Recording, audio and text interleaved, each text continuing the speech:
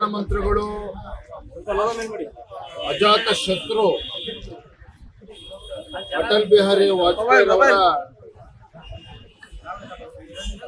ಜನ್ಮ ಶತಾಬ್ದಿಯ ನಿಮಿತ್ತ ದೇಶಾದ್ಯಂತ ಭಾರತೀಯ ಜನತಾ ಪಾರ್ಟಿ ವತಿಯಿಂದ ಏನು ಹಿರಿಯ ಕಾರ್ಯಕರ್ತರಿದ್ರು ವಾಜಪೇಯಿ ಅವರ ಜೊತೆ ಒಂದು ನಿಕಟ ಸಂಪರ್ಕವನ್ನು ಇಟ್ಕೊಂಡು ವಾಜಪೇಯಿ ಅವರ ಜೊತೆಲೆ ಒಂದು ಒಡನಾಟ ಮತ್ತು ಅವರು ನಮ್ಮ ರಾಜ್ಯಕ್ಕೆ ವಿಶೇಷ ಬಂದಂತ ಸಂದರ್ಭದಲ್ಲಿ ಯಾರು ಅವ್ರ ಜೊತೆ ವೇದಿಕೆನ ಹಂಚ್ಕೊಂಡಿದ್ರು ವಾಜಪೇಯಿ ಅವ್ರ ಜೊತೆಲಿ ಅವ್ರ ಜೊತೆ ಪ್ರವಾಸ ಮಾಡಿದ್ರು ಈ ರೀತಿ ಹಿರಿಯರನ್ನ ಭೇಟಿ ಮಾಡಿ ಅವರ ಅನುಭವವನ್ನ ತಿಳ್ಕೊಳ್ತಕ್ಕಂಥದ್ದು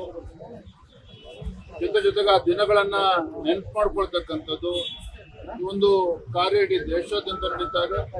ಅದೇ ರೀತಿ ನಮ್ಮ ರಾಜ್ಯದಲ್ಲೂ ಸಹ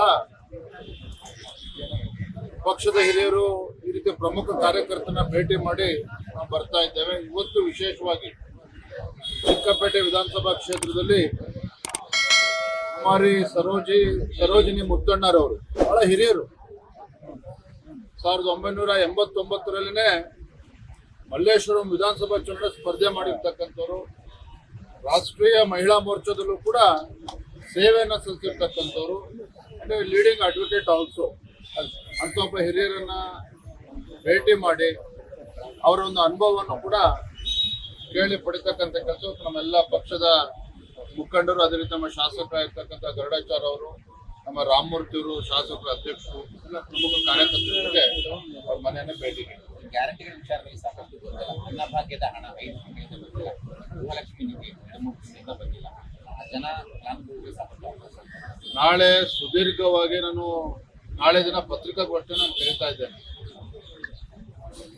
ರಾಜ್ಯದಲ್ಲಿ ಇವತ್ತು ಗ್ಯಾರಂಟಿ ಕ್ರೈಸಿಸ್ ಏನಿದೆ, ಪೊಲಿಟಿಕಲ್ ಕ್ರೈಸಿಸ್ ಏನಿದೆ, ಇವೆಲ್ಲ ಕ್ರೈಸಿಸ್ಗಳ ವಿಚಾರವಾಗಿ ನಾಳೆ ದಿನ ಚರ್ಚೆ ಮಾಡಿದ್ದಾರೆ.